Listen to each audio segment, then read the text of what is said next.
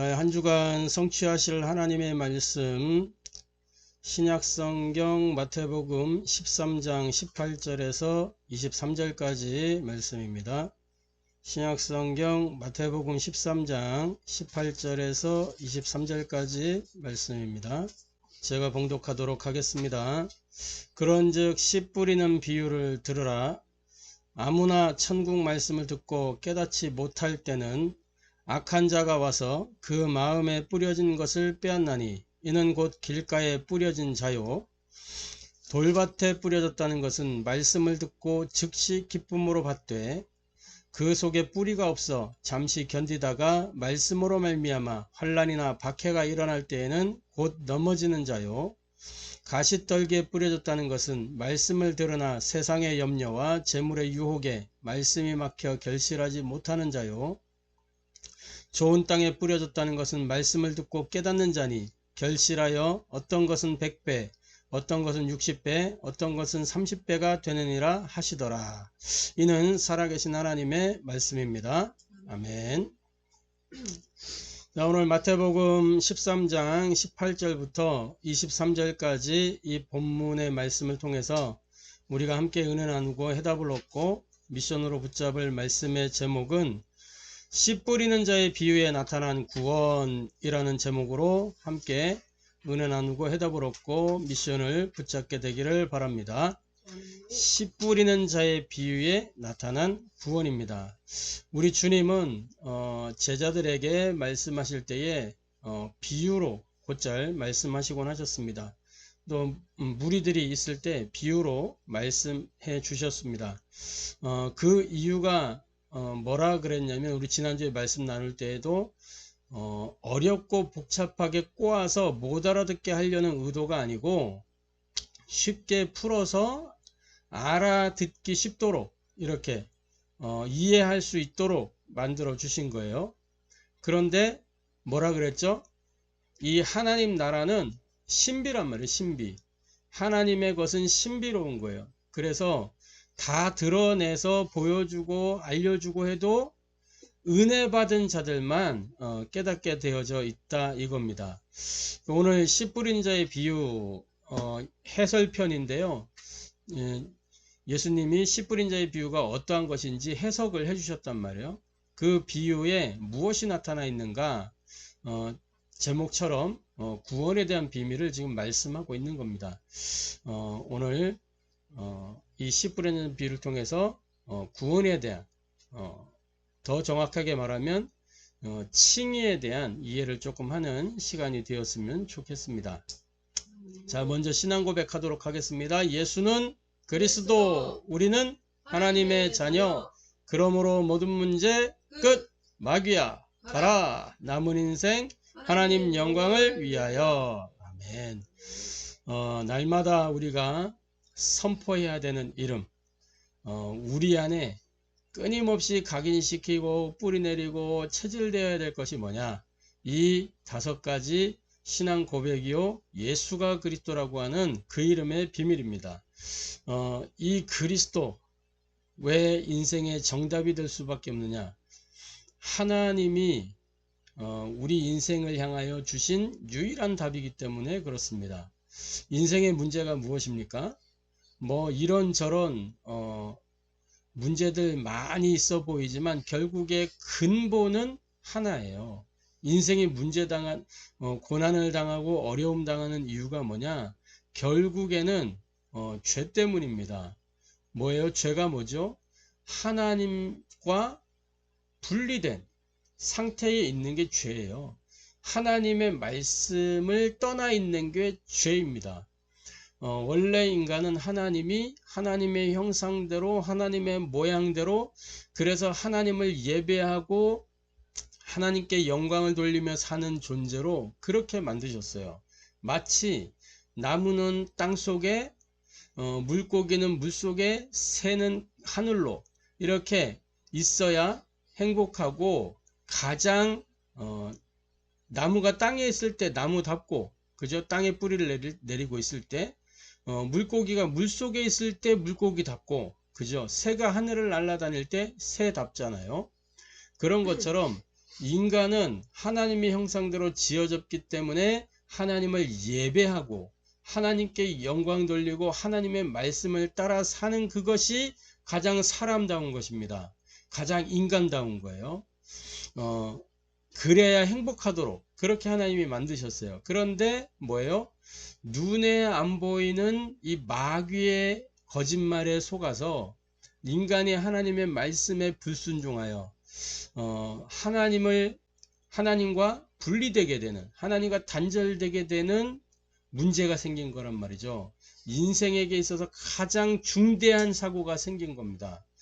하나님이 사람을 만드실 때 그 코에 생기를 불어넣어 사람이 산 영이 되게 하시고 말씀을 주셨어요. 명령하셨어요. 창세기 2장 17절에 선악을 알게 한 나무의 열매를 먹지 마라. 그것을 먹는 날에는 반드시 죽으리라. 이 말은 뭐예요?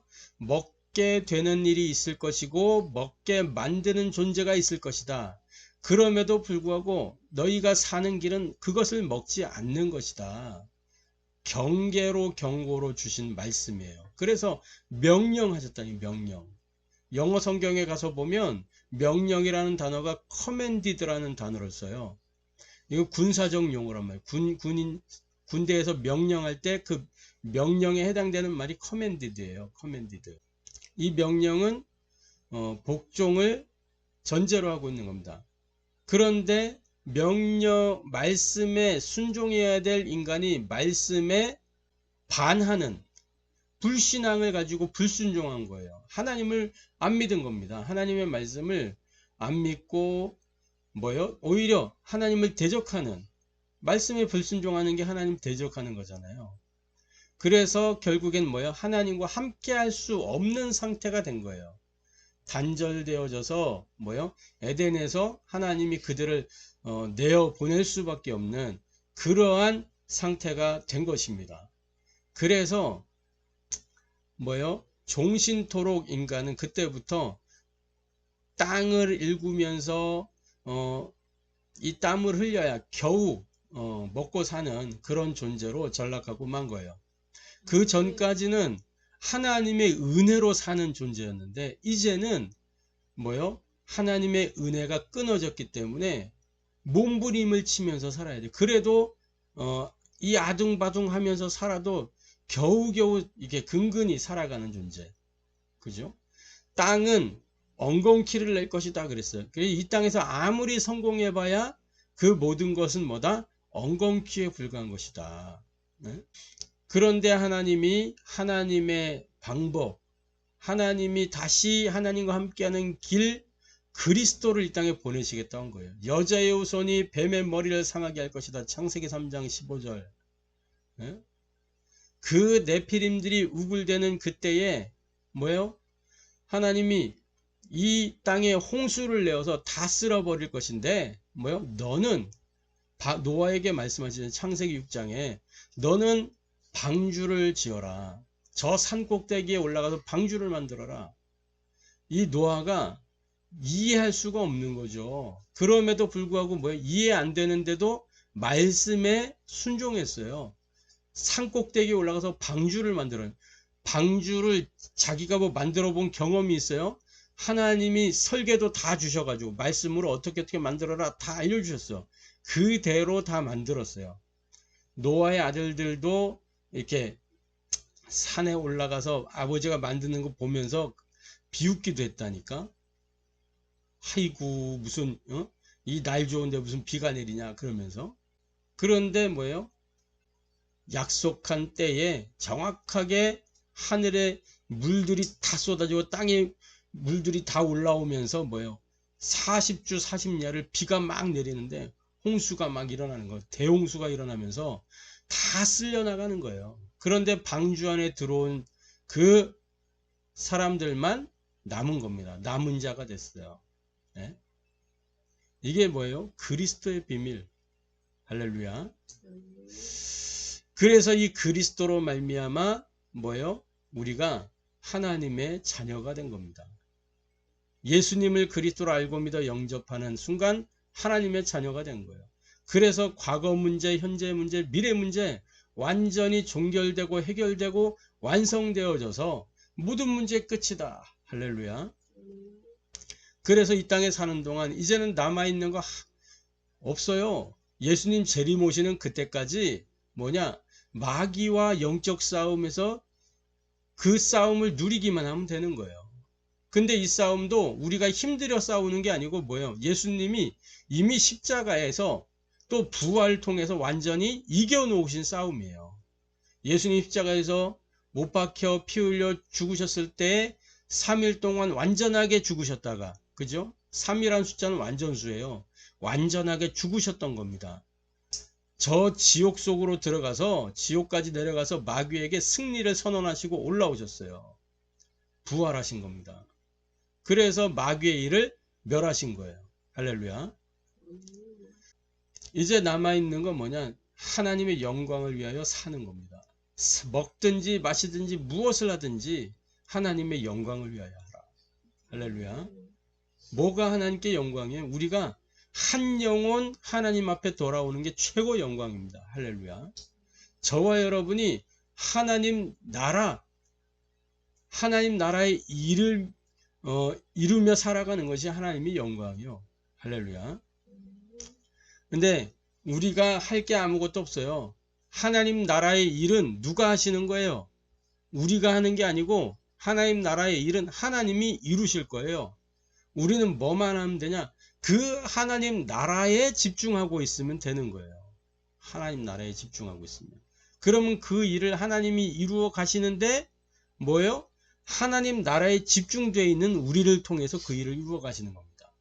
할렐루야. 속지 말고 고백하고 선포하면서 여러분의 운명이 개혁되고 또 영적 상태가 바뀌게 되는 그 은혜가 임하게 되기를 주님의 이름으로 축복합니다. 자, 그래서 씨 뿌리는 자의 비유에 나타난 구원, 오늘 말씀의 제목인데, 먼저 우리가 서론적으로 말씀, 성경 말씀을 읽을 때 좀 유의해야 될 게 있어요.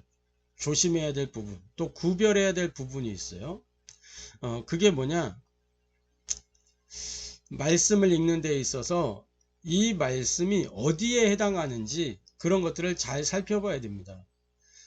칭의, 성화, 영화, 이게 구원에 관계된, 구원의 서정과 관계된 부분이잖아요. 칭의는 뭐예요? 칭의는 말 그대로 이제 불신자로 있다가 하나님이 이 사람의 죄를 용서하시고 의롭다 칭해주는 그 칭이잖아요. 예수님의 그리스도 알고 믿으면 의롭다 칭해주는 거예요. 성화는 뭐예요?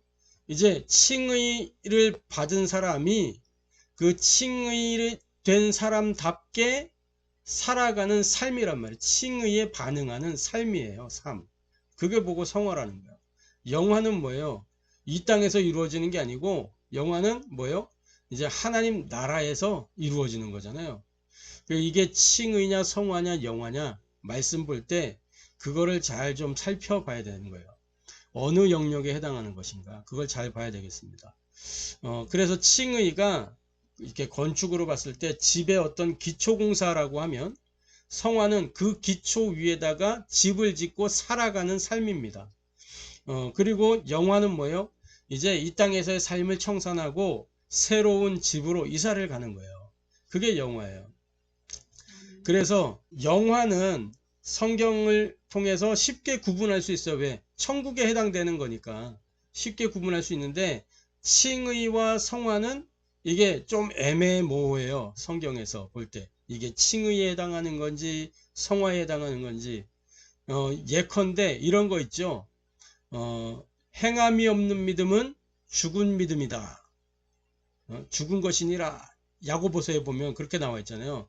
마치 무엇을 얘기하고 있는 것 같아요. 이게 행위 구원을 얘기하는 것 같잖아요. 근데 앞뒤 문맥을 잘 살펴보면 이거는 구원에 관한 이야기가 아니에요. 구원받은 이후 삶에 관한 이야기란 말이에요. 행함이 없는 믿음은 죽은 믿음이다.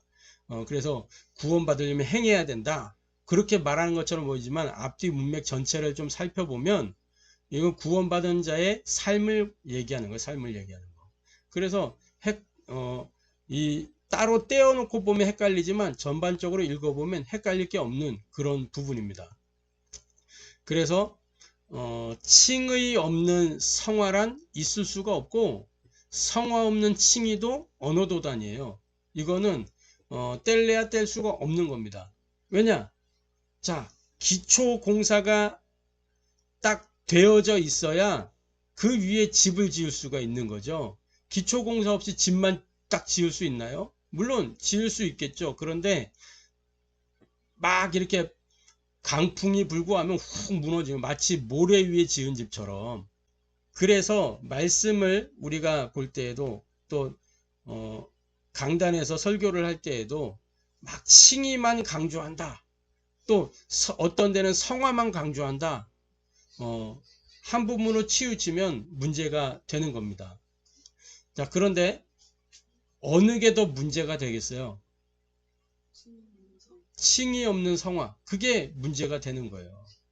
기초가 없기 때문에 완전히 나중에는 무너져 버리는 겁니다.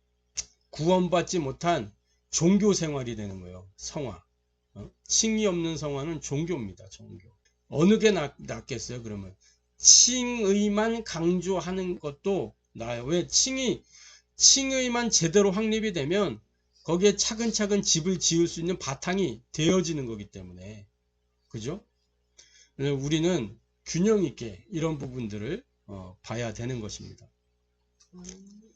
자, 그래서 오늘 이 씨 뿌리는 비유를 통해서 우리가 무엇을 봐야 되느냐? 구원의 비밀을 볼 수 있어야 됩니다. 지금 이 씨 뿌리는 비유는 성화가 아니라 칭의에 초점을 두고 있는 말씀이에요. 그런데 많은 경우에 이 씨 뿌리는 비유를 오해를 해서 또는 이 독해를 잘못해 가지고 성화적인 측면으로 읽고 성화적인 측면으로 설교하는 경우가 많아요. 그래서 성화라고 이해하는 성도들이 많습니다. 그래서 뭐냐, 좋은 땅이 되도록 자꾸 그렇게 교회들이 만들어 몰아가는 거예요. 그 성도들도 내가 좋은 땅이 돼야지, 나를 기경해야지 라고 받아들이고 이해를 하는 겁니다. 그래서 성경이 말하는 거는 그 이야기를 하는 게 아니에요. 지금 예수님은 그렇게 말씀하신 게 아닙니다. 자, 길가, 돌밭, 가시떨기, 본문에 보면 이게 나오잖아요. 그죠? 이거는 성화가 덜 되어서 그런 게 아니라 뭐예요? 씨가 떨어졌는데 열매 맺지 못하는 거예요. 그건 뭐예요? 아예 칭의가 이루어지지 않은 겁니다. 그죠? 구원받지 못한 거예요. 구원이 그 길가 또 돌밭 가시떨기 상태에는 구원이 임하지 않는 거예요. 열매 맺지 못하는 겁니다. 그게 마태복음 13장 19절에서 22절까지에 있는 그 내용이잖아요. 아무나 천국 말씀을 듣고 깨닫지 못할 때는 악한 자가 와서 그 마음에 뿌려진 것을 빼앗나니 이는 길가에 뿌려진 자요. 그리고 뭐요? 또 돌밭에 뿌려진 말씀을 듣고 즉시 기쁨으로 받되 그 속에 뿌리가 없어. 그러니까 뿌리 내리지 못했다는 거잖아요. 엄밀히 말하면 씨가 거기에 뿌리 내리지 못했다는 거잖아요. 이 씨는 복음인데 복음이 뿌리 안 내렸어. 복음이 없는 거예요. 구원이 없는 거예요. 그죠?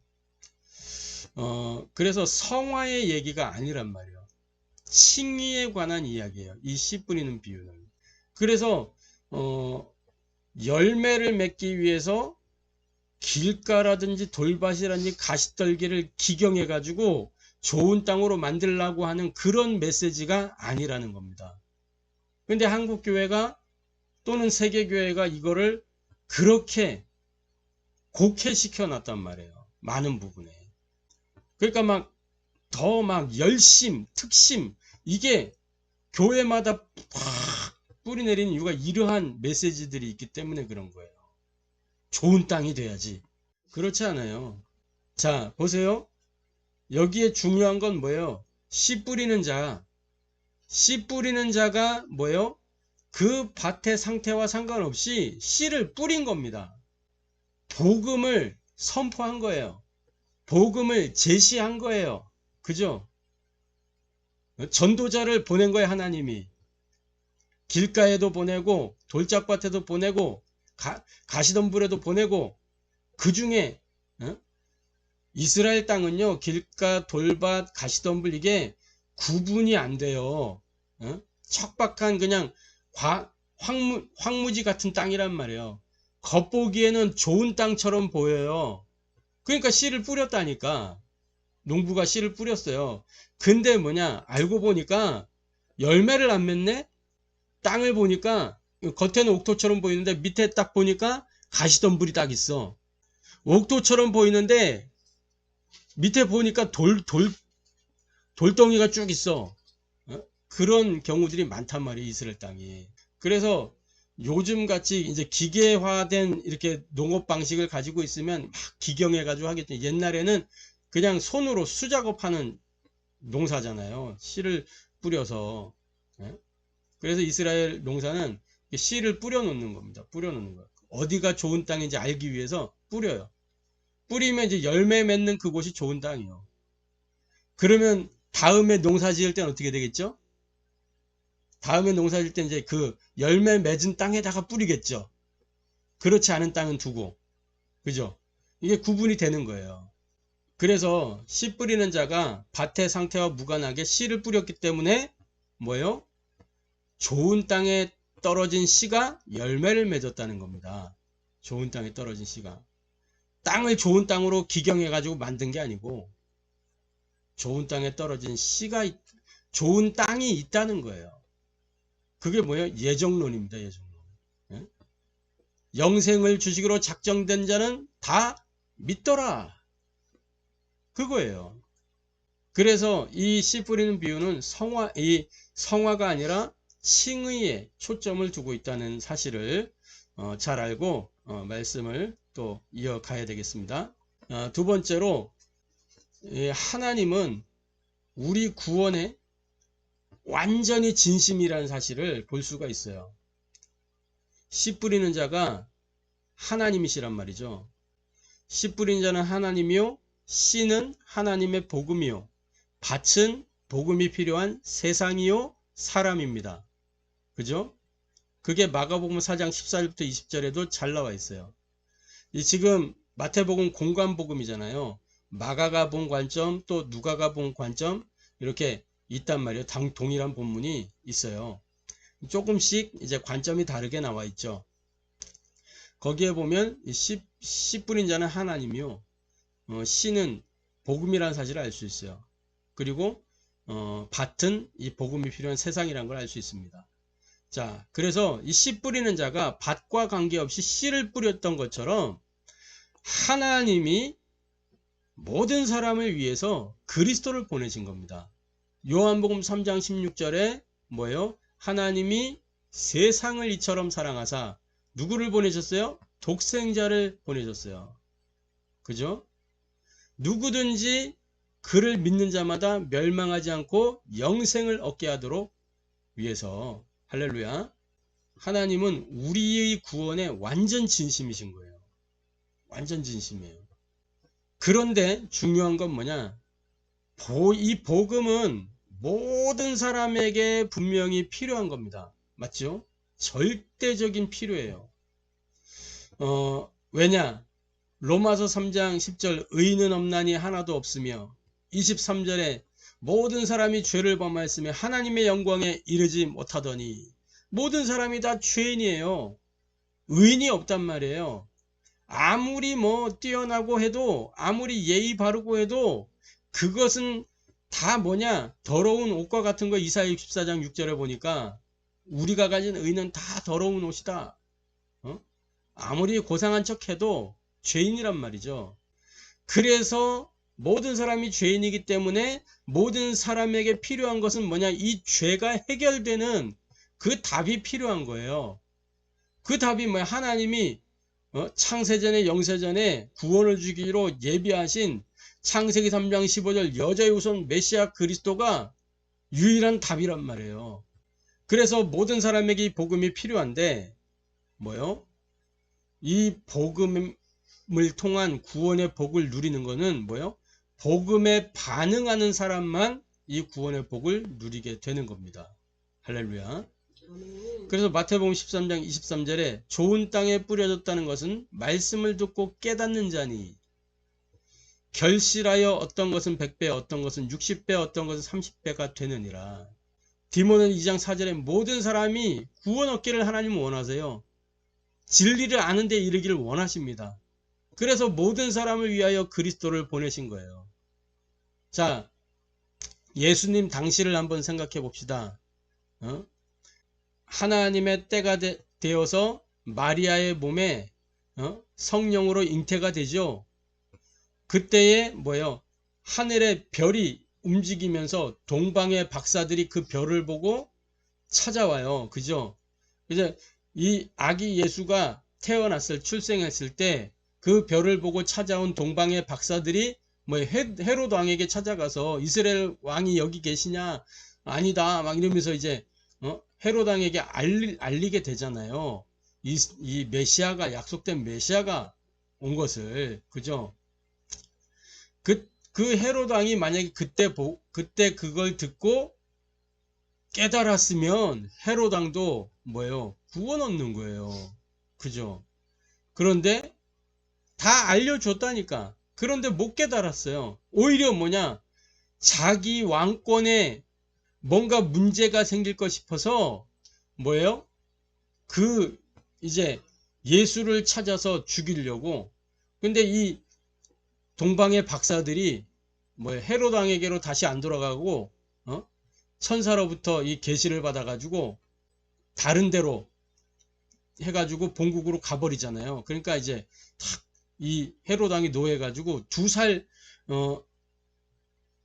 난 모든 남자아이들 다 죽이는 그런 만행을 저지른, 마치 그 구약시대 이 애굽 땅의 바로 왕이 2살 난 남자아이들 다 죽인 것처럼, 모세 태어날 때, 그죠? 그런 것처럼 똑같이 그렇게 하잖아요. 그래서 뭐요?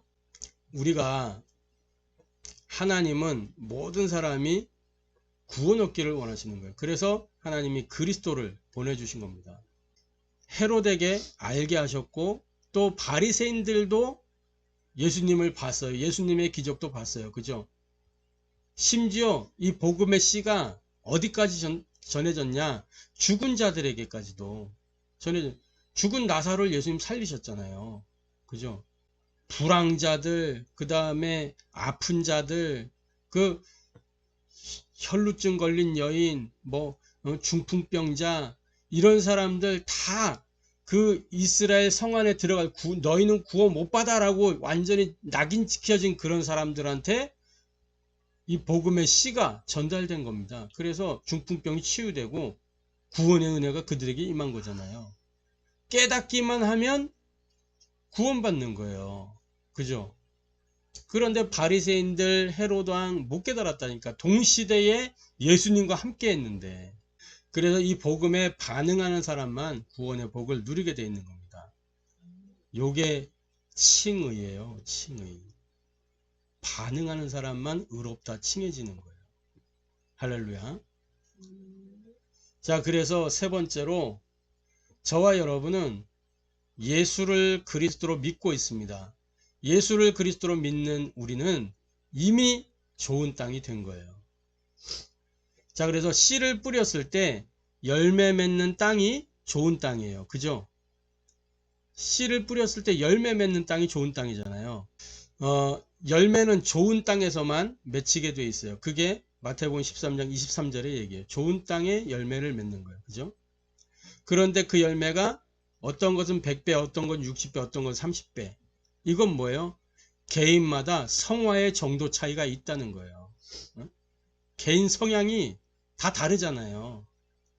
그래서 어떤 사람들은 막 이렇게 말씀에 즉각적으로 반응하는 사람이 있는가 하면, 어떤 사람은 조금 이렇게 더디게 반응하는 사람도 있고, 쉽게 말씀을 깨닫지 못하는 사람도 있고, 구원은 받았지만 성화의 정도 차이가 있을 뿐이지 이 좋은 땅이 되는 순간, 구원 받는 순간 이미 좋은 땅이 된 거예요. 그때부터 열매는 맺고 있는 거예요. 할렐루야. 그럼 이제 기도해야 될 건 뭐냐? 우리가 내가 30배 열매 맺는 상태인데 이제 더 복음 앞에 60배 열매 맺게 하시고 또 100배 열매 맺을 수 있도록 은혜를 달라고 성령 충만 달라고 기도해야 되는 거죠. 그죠? 그래서 이 100배, 60배, 30배 열매는 뭘 말하는 거냐? 성화의 정도 차이를 얘기하는 거예요. 그런데 어떻게 이해를 하고 있냐? 열매를 어떤 능력이나 복으로 이해를 해가지고 기복적 신앙이 되고 있는 거죠. 100배의 열매 막 여기에 감탄하고 100배, 60배 그래 못해도 30번만 돼도 감사할 수 있다. 막 이런 식인 거지. 응? 30배 열매만 맺어도 좋겠다. 막 이런 식이요. 그렇지가 않아요. 이건 성화의 정도 차이를 얘기하는 겁니다. 그래서 저와 여러분 그리스도와의 진정한 만남이 되어지면 뭐냐? 그때부터 보좌의 축복이 임하고 시공간 초월의 능력을 누리게 되고 237 살리는 그 빛의 역사를 누리게 되는 겁니다. 할렐루야. 그래서 이미 우리가 좋은 땅이다. 그런데 많은 성도들이 내가 좋은 땅이라는 것을 인지하지 못하고 있어요. 응? 자꾸 내가 가시덤불이라고 얘기해요. 아니에요. 그리스도가 내게 임한 순간 좋은 땅인 거예요. 할렐루야. 그리스도 믿어지면 좋은 땅이라니까. 조금 성화가 덜 돼서 그렇지 좋은 땅이요 이미. 예? 이 비유를 놓고 한번 생각을 해보자는 거예요. 한 사람 한 사람이 내가 좋은 땅인가? 생각해 보세요.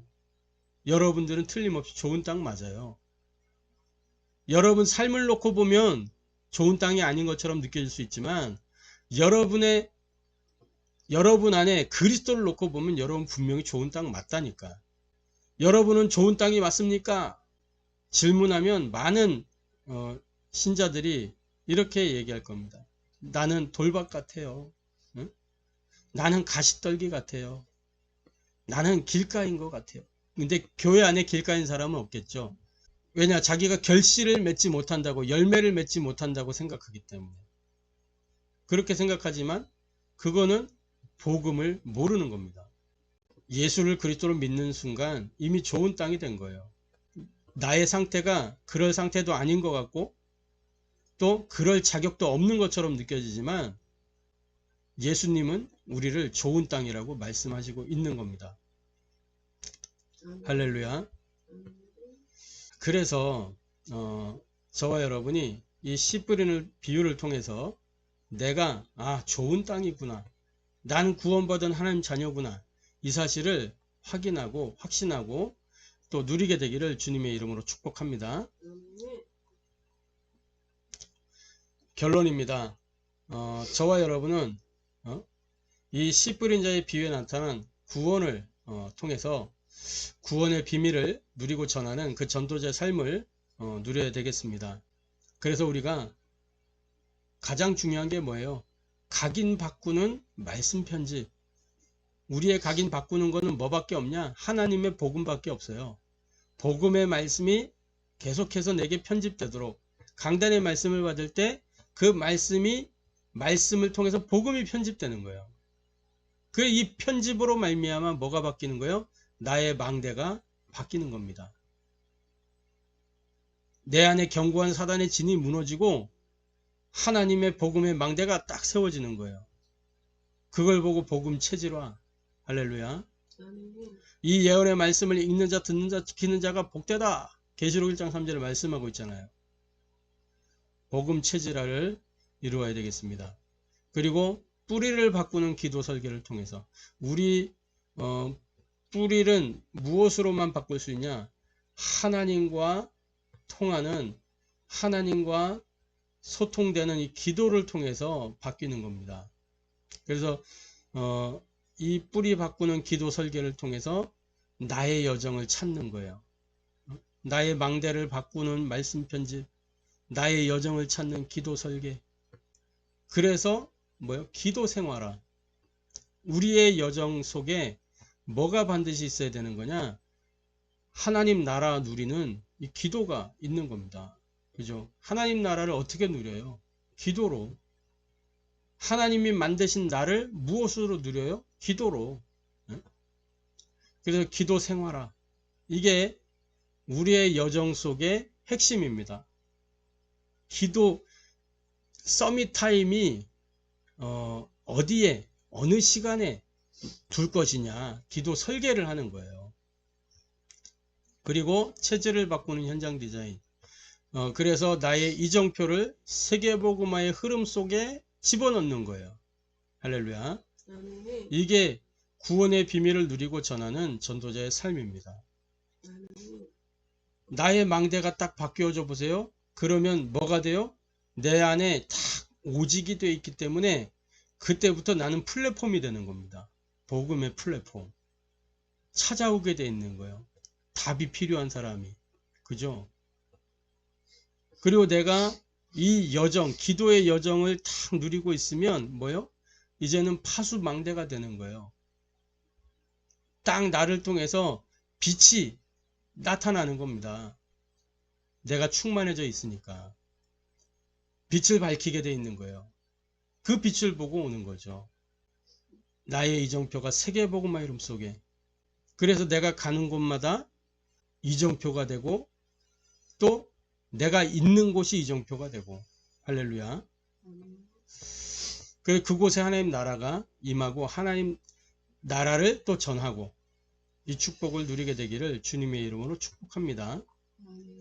자, 그래서 2025년 우리가 복음 집중의 절대 여정을 누리는 교회의 축복을 구원의 비밀을 통해서 또 계속해서 누려가야 되겠습니다.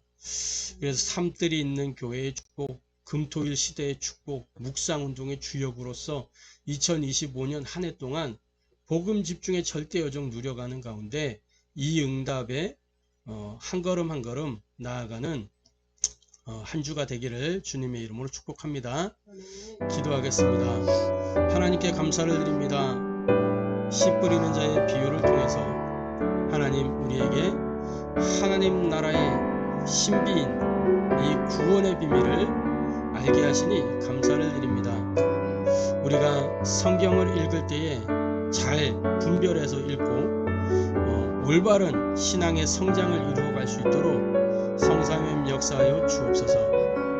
하나님이 우리를 구원하시는 그 칭의에 초점이 있는 씨 뿌리는 비유를 통해서 하나님이 우리를 구원하시기에 얼마만큼 진심이신지 말씀으로 확인했습니다. 우리를 사랑하사 그 아들 독생자를 보내사 우리를 구원하신 그 하나님의 은혜에 감사를 드립니다.